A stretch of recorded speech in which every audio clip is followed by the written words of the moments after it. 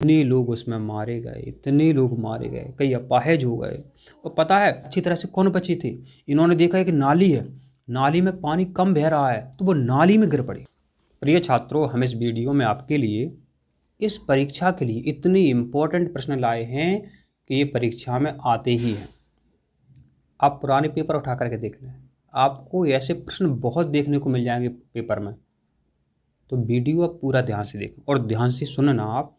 आप बहुत पढ़ते हैं, कई छात्र भी पढ़ते हैं लेकिन फिर भूल जाते हैं।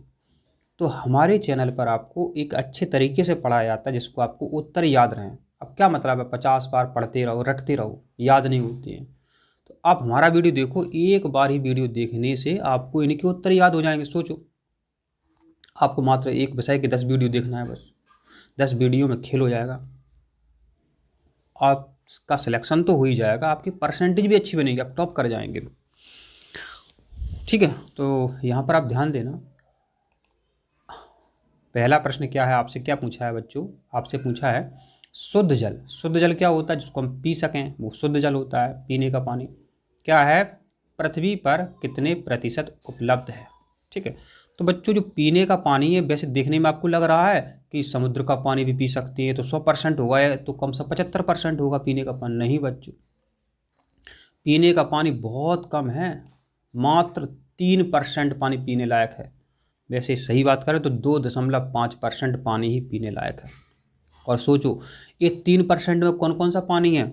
आपकी नदियों का पानी, नहरों का पानी, और कहाँ का, जलाशयों का पानी, बड़े बड़े बांधों का पानी, और जो ध्रुवों पर बर्फ जमी है हजारों किलोमीटर, तो वो पानी भी बच्चों इसमें सम्मिलित है 3% में। इतना आपके सामने वो सब 3% ही है। तो सोचो 97% पानी आप पी नहीं सकते हो, तो 3% पानी है पीने लायक बस, जिसमें कितना सारा पानी आपके बांधों में एकत्रित है। पीने लायक कितना पानी बचता है आपके पास? बहुत कम बचता है 3% में। ये फिर खेती में भी चला जाता है 3% में। तो बच्चों इसको बचाना चाहिए, इस पानी को बर्बाद नहीं करना चाहिए, फालतू में इसको फैलाना नहीं चाहिए। ठीक है, तो शुद्ध जल माने पीने का पानी पृथ्वी पर कितने प्रतिशत उपलब्ध है? तो 3%। ठीक है, तो आपको ये उत्तर याद हो गया है, ऐसी हम आशा कर सकते हैं। और बताओ पानी का सूत्र क्या है, जल का सूत्र क्या है? H2O। ठीक है, आपको पता ही होगा। ठीक, चलो अब बच्चों देखो यहाँ पर आपसे क्या पूछा है इन्होंने, जैव विविधता। जैव विविधता का मतलब बच्चों क्या होता है? विविधता माने विभिन्नता, जैव माने जीवन या जीव। तो विभिन्न प्रकार के जीव कहाँ मिलते हैं आपको? हॉटस्पॉट माने मिलना, तो विभिन्न प्रकार के जीव आपको कहाँ मिलेंगे? तो बच्चों विभिन्न प्रकार के जीव जो हैं आपको कहाँ मिलेंगे? ये मिलेंगे आपको जंगल में। कहाँ मिलेंगे? जंगल में। और इनको खतरा किससे पता है? मनुष्यों से, क्योंकि जंगल को काट रहे हैं। क्या करें? आपने एक सुना होगा चिपको आंदोलन, ये उत्तराखंड में हुआ था। क्या हुआ था? एक बल्ला बनाने वाली कंपनी को एक ठेका दे दिया था, तो ठेका मिल गया था, तो अखबार में खबर आई कि जंगल काटे जाएंगे, पेड़ पौधे काटे जाएंगे। तो वहाँ की जो महिलाएं थीं पेड़ों से चिपक गई थी, तो उन्होंने बोला पहले हमको काटो तब पेड़ काट पाओगे। तो बच्चा सोचो, उन्होंने पेड़ों को बचा लिया था पेड़ों से चिपक कर, इसलिए उसका नाम है चिपको आंदोलन। ये कहाँ है? उत्तराखंड में है। किस जिले में है? चमोली जिले में है। इसकी प्रेरणाता कौन थे? माने इसके आंदोलन में जो आप इसका सर्वाधिक नाम जानते हैं, मतलब आंदोलन के मुख्य कर्ता धर्ता कौन थे? आंदोलन के जनक कौन थे? वो थे सुंदरलाल बहुगुणा। ध्यान रखें। तो सुंदरलाल बहुगुणा जो है इस आंदोलन के जनक थे। कौन से आंदोलन के? चिपको आंदोलन के। ठीक है, तो ये आप समझ गए। तो जैव विविधता हॉटस्पॉट कहाँ है? जंगलों में है। जंगल को बचाना चाहिए, जंगल को हमें बचाना चाहिए। यह जैव विविधता वाले स्पॉट केंद्र हैं। अब बच्चों आपके सामने क्या है, अगला प्रश्न समझते हैं। पृथ्वी का सबसे भारी जंतु है, अब यहाँ पर आपको लगेगा ये है तो हाथी होगा, नहीं बच्चों, हाथी से कई गुना बड़ी मछली होती है नीली व्हेल मछली। नीली व्हेल मछली बहुत बड़ी होती है, बहुत बड़ी। तो यही पूछा है कि पृथ्वी का सबसे भारी जंतु है नीली व्हेल मछली। अब बच्चों आपका अगला प्रश्न क्या है? आपका अगला प्रश्न है डीडीटी के कारण होता है। तो बच्चों ये डीडीटी होता है मच्छरों को मारने के लिए ये छिड़का जाता है, नालियों के किनारे छिड़का जाता है। अब नालियों में क्या है, पानी होता है, तो पानी में ही मच्छर पनपते हैं। तो बच्चों इससे किसका प्रदूषण होगा? इससे क्या प्रदूषण होगा? तो डीडीटी से जल प्रदूषण होता है। डीडीटी, इस पर रोक भी लगी है, ये बहुत खतरनाक है। डीडीटी ये नष्ट नहीं होता है, ये नष्ट नहीं होता है, पानी में बह के चला जाएगा तो इसको जंतु खा लेंगे तो उनका लिवर खराब हो जाता है, वो मर भी जाते हैं। तो डीडीटी पर रोक लगी है, वैसे ये मिलता नहीं है। ठीक है, तो आप समझ गए इसका उत्तर। कोई समस्या है तो आप कमेंट करके पूछ सकते हैं दोबारा से, कोई बात नहीं है। अब बच्चों अगला प्रश्न है आपका, भारत सरकार द्वारा पर्यावरण मंत्रालय की स्थापना कब की गई थी? देखो, जंगल को बचाने के लिए लोगों ने मांग की, तो 1980 में भारत सरकार के द्वारा पर्यावरण मंत्रालय की स्थापना की गई। भारत सरकार के द्वारा पर्यावरण मंत्रालय की स्थापना कब की गई बताओ? 1980 में। कब? 1980 में। ठीक है, अब बच्चों आपका अगला प्रश्न है, पूछ रहा है आपसे, पर्यावरण में हरे पौधे होते हैं, माने आपके सामने आपके आसपास जंगल में कहीं भी आपको हरे पौधे दिखें, तो ये हरे पौधे होते क्या हैं? उत्पाद, उपभोक्ता, अपघटक, इनमें से कोई नहीं। तो यहाँ पर आप ध्यान दो, आप भोजन खाते हो, क्या खाते हो? गेहूं खाते हो, वो भी तो हरे पौधे हैं। चना खाते हो, वो भी तो हरे पौधे हैं। आप सोच लो तो नहीं, बड़े बड़े पेड़ पौधे हैं वो ही हरे पौधे होंगे, नहीं। छोटे पौधे जो हैं, सब सब्जियां क्या हैं, हरे पौधे नहीं। तो वो क्या कर रहे हैं? उत्पादक हैं वो उत्पादक हैं, वो उत्पादन करते हैं किसका? भोजन का उत्पादन करते हैं, तब आप खाते हो। तो जो हरे पौधे क्या होते हैं? उत्पादक होते हैं। जो पेड़ पौधे होते हैं प्रकाश संश्लेषण की क्रिया के द्वारा भोजन बनाते हैं। और कौन सी गैस ये छोड़ते हैं, ये भी परीक्षा में पूछते हैं, तो वो है ऑक्सीजन गैस। क्या है? Oxygen gas. ठीक है, तो पर्यावरण में हरे पौधे होते हैं उत्पादक। ठीक है, उपभोक्ता कौन है? आप हो, हम हैं, ये उपभोक्ता हैं। हिरण है, शेर है, ये सब उपभोक्ता होते हैं। उपभोक्ता, भोक्ता माने खाने वाले। आपने कई बार देखा होगा उपभोक्ता केंद्र, वहाँ ऐसी वस्तुएं मिलती हैं जो आपके काम में आती हैं, आप घर ले जाते हो, उनको खाते हो। ठीक है, तो उपभोक्ता होते हैं खाने वाले। अपघटक क्या होते हैं? अपघटक वो होते हैं जब कोई जंतु मर जाता है। अब जंतु मरने के बाद नष्ट नहीं होता, नष्ट हो जाता है, तो जो बैक्टीरिया होते हैं, जीवाणु होते हैं, वो अपघटक का काम करते हैं। ठीक है, जीवाणु या कवक कहें, ये अपघटक का काम करते हैं।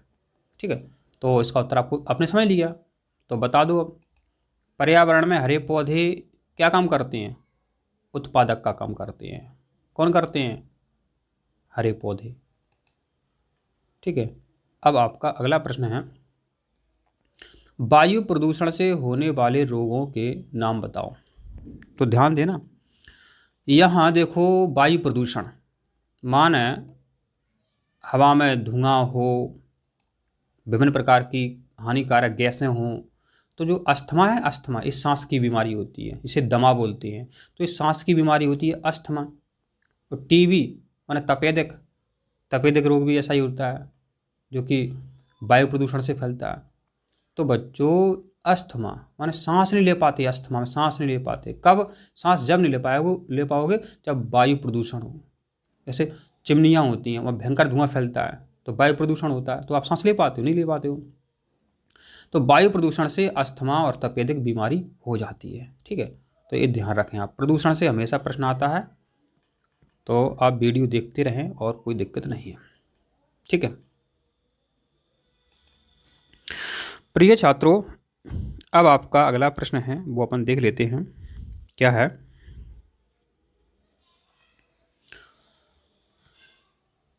पूछ रहा है आपसे, एलपीजी में मुख्यतः कौन सी गैस पाई जाती है? एलपीजी, लिक्विड पेट्रोलियम गैस, इसका पूरा नाम भी पूछ लेते हैं कभी कभी, लिक्विड पेट्रोलियम गैस, इसका पूरा नाम भी वो पूछ लेते हैं, ध्यान रखें।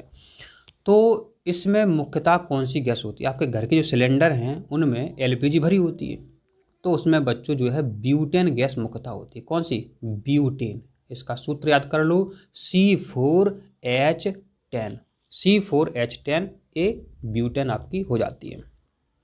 अब परीक्षा में वो और क्या प्रश्न बनाए, देखो जो पेपर बनाने वाला होता है वो पुराने पेपर सामने रखता है, उसने सोचा ये प्रश्न आ गया है, अब वो इस पर प्रश्न देगा, इस पर प्रश्न देगा, इस पर प्रश्न देगा, ठीक है। तो बच्चों एक प्रश्न यहाँ से बनता है, एक प्रश्न यहाँ से बनता है कि जो गोबर गैस होती है उसमें कौन सी गैस होती है? तो उसमें होती है मीथेन, ठीक है, ध्यान रखें। इसको प्राकृतिक गैस भी कहते हैं, किसको? मीथेन को। यह गोबर गैस है, ठीक है, तो ध्यान रखें, परीक्षा में प्रश्न बन जाता है। लेकिन इसका प्रश्न क्या है? एलपीजी का, ब्यूटेन। एलपीजी माने घर के जो सिलेंडर होते हैं उनमें ब्यूटेन गैस भरी होती है। तो बताओ एलपीजी में कौन सी गैस भरी होती है घर के सिलेंडर में? Butane gas. बच्चों ये प्रश्न इतना इंपॉर्टेंट है, ये आता ही रहता है, ये तो रट लो, ये तो रट लो, हमेशा ये प्रश्न आता है। क्या प्रश्न है आपका? विश्व पर्यावरण दिवस कब मनाया जाता है? माने पर्यावरण को बचाने के लिए जो दो दिवस मनाते हैं, तो विश्व पर्यावरण दिवस कब मनाया जाता है? इतना इम्पोर्टेंट है कि इसको तो परीक्षा में आना ही है। क्या कहोगे आप? इसको तो आना ही है। विश्व पर्यावरण दिवस 5 जून को मनाया जाता है। विश्व पर्यावरण दिवस कब मनाया जाता है? 5 जून को, ठीक है, ध्यान रखें। बताओ बताओ जल्दी से, विश्व पर्यावरण दिवस कब मनाते हैं? 5 जून को मनाते हैं विश्व पर्यावरण दिवस, ठीक है, ध्यान रखें। अब बच्चों आपके सामने अगला प्रश्न है, देखो ये है चिपको आंदोलन किससे संबंधित है? अभी अपन ने बात की थी, तो चिपको आंदोलन से क्या बचाया था? जंगल बचाया था, जंगल बचाए थे, मैंने वन बचाए थे, तो ये वन संरक्षण से संबंधित है। वन संरक्षण माने वनों को बचाना, ठीक है, तो चिपको आंदोलन वनों को बचाने से संबंधित है। ये कहाँ हुआ था बता दो? ये उत्तराखंड में हुआ था, ठीक है। अब प्रिय छात्रों आपका अगला प्रश्न है, क्या है देख लेते हैं। देखो कौन सी नदी मध्य प्रदेश की जीवन रेखा कहलाती है?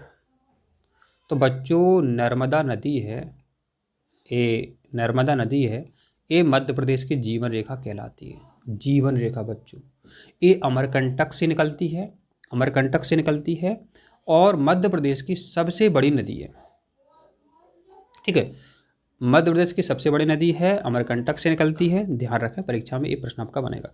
और अमरकंटक से एक नदी और निकलती है, सोन नदी, उस पर भी परीक्षा में प्रश्न बनता है, ठीक है। तो मैकल पर्वत श्रेणी है, ठीक है, अमरकंटक में मैकल पर्वत श्रेणी है, तो उससे नदी निकलती है। ये मध्य प्रदेश की जीवन रेखा है, मध्य प्रदेश की जीवन रेखा है नर्मदा नदी, इस पर हमेशा प्रश्न आता है। क्षिप्रा नदी के किनारे कौन सा शहर है? क्षिप्रा नदी के किनारे बच्चों उज्जैन शहर है, इस पर भी वो परीक्षा में प्रश्न पूछ लेते हैं, ठीक है।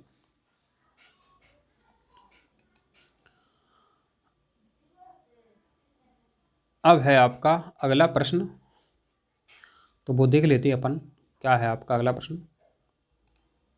प्रिय छात्रों यहाँ आपसे क्या पूछा है, देखो पृथ्वी का प्राकृतिक उपग्रह है, ठीक है, तो बच्चों इसका मतलब ये होता है, इसका मतलब होता है पृथ्वी का चक्कर, पृथ्वी का चक्कर कौन लगाता है? तो पृथ्वी का चक्कर चंद्रमा लगाता, आपने देखा होगा, आपने रात में चंद्रमा देखा होगा, वो पृथ्वी का चक्कर लगाता है। तो चंद्रमा क्या है? प्राकृतिक उपग्रह है। एक प्रश्न ऐसा बनेगा कृत्रिम उपग्रह, तो जो वैज्ञानिक लोग सैटेलाइट छोड़ते हैं अंतरिक्ष में वो भी पृथ्वी के चक्कर लगाते हैं, तो वो कैसे उपग्रह हैं? वो कृत्रिम उपग्रह हैं, ठीक है, ध्यान रखें। तो पृथ्वी का प्राकृतिक उपग्रह है चंद्रमा, ध्यान रखें आप, ठीक है।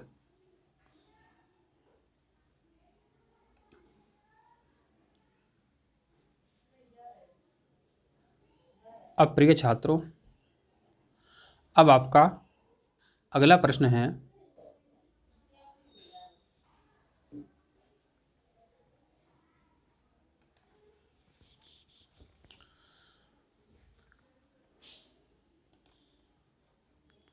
किस देश में सबसे अधिक भूकंप आते हैं? भूकंप, समझो बात, भूकंप। तो बच्चों सबसे अधिक भूकंप पता कहाँ आते हैं आपको? कहाँ आते हैं सबसे अधिक भूकंप? बच्चों जापान में आते हैं। कहाँ आते हैं? जापान में सबसे अधिक भूकंप आते हैं। ठीक है, इसके अलावा महासागर पूछ लें तो प्रशांत महासागर में भी सर्वाधिक भूकंप आते हैं। देश पूछ लें तो जापान में सर्वाधिक भूकंप आते हैं। तो इस भूकंप को नापने की मशीन आती है, उसका नाम है सीस्मोग्राफ। क्या है? सीस्मोग्राफ। भूकंप की तीव्रता किससे नापी जाती है? सीस्मोग्राफ से नापी जाती है। ये भी परीक्षा में प्रश्न बन जाता है। ठीक है, अपने यहाँ एक बार गुजरात में आया था, ठीक, पता होगा आपको, और अभी नेपाल में भी आया था, पता होगा आपको। ठीक है, लेकिन सबसे अधिक कहाँ आते हैं भूकंप? जापान में आते हैं, ध्यान रखें आप। अब बच्चों बहुत इंपॉर्टेंट प्रश्न है, परीक्षा में हर साल ये आता रहता है, हर साल ये आता रहता है। निम्नलिखित में से कौन सा देश भारत का पड़ोसी देश नहीं है? तो बच्चों पता है आपको, तो पाकिस्तान अपने बगल में है, लेकिन जो तजाकिस्तान है, तजाकिस्तान अपने बगल में नहीं है। तो तजाकिस्तान देश बच्चों भारत का पड़ोसी देश नहीं है। ठीक है, तो ये इंपॉर्टेंट प्रश्न है, इसकी ट्रिक भी हमारे चैनल पर मौजूद है, तो आप ट्रिक देख लें। कौन कौन से पड़ोसी देश अपने हैं उनको याद करने की ट्रिक है, तो याद कर लें आप। ठीक है, तो तजाकिस्तान देश भारत का पड़ोसी देश नहीं है। बताओ, भारत का पड़ोसी देश नहीं है, बताओ कौन सा? बताओ जल्दी फटाफट। तजाकिस्तान, तजाकिस्तान भारत का पड़ोसी देश नहीं है। चलो, अब है मध्य प्रदेश का राज्य पक्षी कौन सा है? देखो, प्रत्येक प्रदेश का राज्य पक्षी होता है, देश का भी राज्य पक्षी होता है। इस मोर है, वो राष्ट्रीय पक्षी है, जो मोर है वो राष्ट्रीय पक्षी है। तो मध्य प्रदेश जो है, अपने प्रदेश का राज्य का पक्षी कौन है? इसका नाम बच्चों दूधराज है। अब हो सकता है वो दूधराज ना लिखें, वो लिख दें शाह बुलबुल। शाह बुलबुल को कहते हैं पैराडाइज लॉस्ट। तो ध्यान रखें, शाह बुलबुल लिख कर भी आ सकता है। शाह बुलबुल लिख करके आएगा, या दूधराज लिख करके आएगा, या पैराडाइज फ्लाई कैचर ऐसा भी लिख के आ सकता है, या पैराडाइज लॉस्ट लिख करके आ सकता है। ठीक है, तो मध्य प्रदेश का ये राज्य पक्षी है, और बरगद राज्य वृक्ष है, और बारहसिंगा राज्य पशु है। ठीक है, ये ध्यान रखें, अपन ध्यान रखें, ये हमने आपको बताया, ध्यान रखें। तो प्रिय छात्रों बताओ जल्दी, मध्य प्रदेश का राज्य पक्षी कौन सा है? बताओ जल्दी फटाफट, राज्य पक्षी कौन सा है? तो मध्य प्रदेश का राज्य पक्षी कौन सा है बताओ? तो राज्य पक्षी कौन सा बताओ, बताओ कौन सा है, कमेंट कर सकते हो। ठीक है, तो प्रिय छात्रों अगला प्रश्न है आपका, किस खेल में गुगली शब्द का उपयोग होता है? तो बच्चों आपने क्रिकेट देखी होगी, तो जो बॉल करते हैं, बॉल करते हैं, तो बॉल को बोला जाता है, इसने तो गुगली बॉल फेंकी। ठीक है, तो क्रिकेट में, जो क्रिकेट पर हमेशा प्रश्न आता है, अभी आया था कि 2020 जो है किस में खेली जाती है? तो क्रिकेट में खेली जाती है 2020। जब 20-20 ओवर का गेम होता है वो 2020 क्रिकेट होती है। ठीक है बच्चों, अब आपका अगला प्रश्न है, देखो क्या है, निम्नलिखित में से कौन सा वायु प्रदूषक नहीं है? तो देखो, जब CO2 की मात्रा में वृद्धि हो जाए तो प्रदूषण होता है, SO2 के कारण भी होता है, अमोनिया के कारण भी होता है, लेकिन बच्चों ऑक्सीजन तो अच्छी मानी जाती है। ऑक्सीजन प्रदूषण नहीं करती है, ऑक्सीजन तो अपन अपनी सांसों से लेते हैं। अभी देखो कोरोना के समय ऑक्सीजन की कितनी कमी हो गई थी, बताओ, सिलेंडर नहीं मिल रहे थे ऑक्सीजन के। तो ऑक्सीजन वायु प्रदूषक नहीं है। यहाँ प्रश्न देख लिया करो, मैं पता चले जल्दी में आप गलत कर दो। ठीक है, तो प्रिय छात्रों बहुत इंपॉर्टेंट प्रश्न था ये आपका। अब बच्चों आपका अगला प्रश्न है, आपका अगला प्रश्न है, क्या कह रहा है आपसे, वेदों की संख्या है, वेदों की संख्या बच्चों, तो ध्यान देना, यहाँ पर ध्यान देना। 4 प्रकार के वेद होते हैं, ऋग्वेद, यजुर्वेद, अथर्ववेद और सामवेद। तो 4 प्रकार के वेद होते हैं। ठीक है, तो उत्तर आ गया आपका, वेदों की संख्या है 4। वेद का अर्थ होता है बच्चों ज्ञान। क्या होता है? ज्ञान। तो ध्यान दें, वेदों की संख्या 4 होती है बच्चों।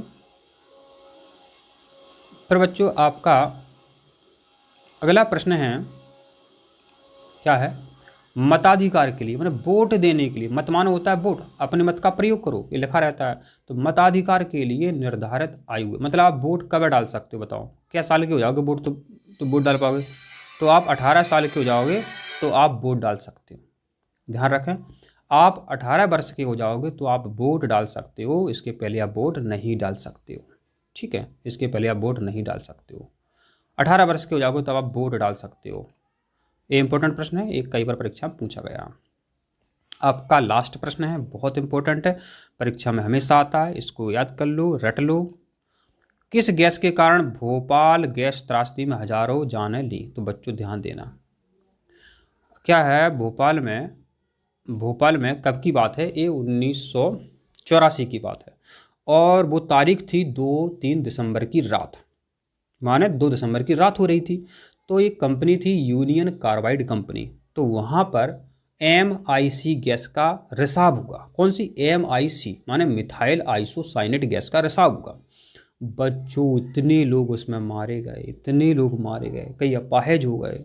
और पता है, जो लोग पढ़े लिखे थे, समझदार थे, तो उन्हें पता था कि जैसे धुआं होता है तो धुआं थोड़ा ऊपर ऊपर उड़ता है, ज़मीन में धुआं नहीं उड़ता है। तो उनने सोचा, वो सामने वो आदमी गिर पड़ा, उनने सोचा कि कोई गैस का रसा, चिल्ला रहे थे आदमी, गैस का रसा हो रहा है, गैस, भागो भागो भागो। अब जो समझदार थे उनने सोचा गैस तो थोड़ी ऊपर उड़ती है। तो बच्चों पता क्या हुआ, कई समझदार लोग थे वो इसमें लेट गए, नाक नीचे कर ली और ज़मीन में लेट गए, वो बच गए थे। और पता है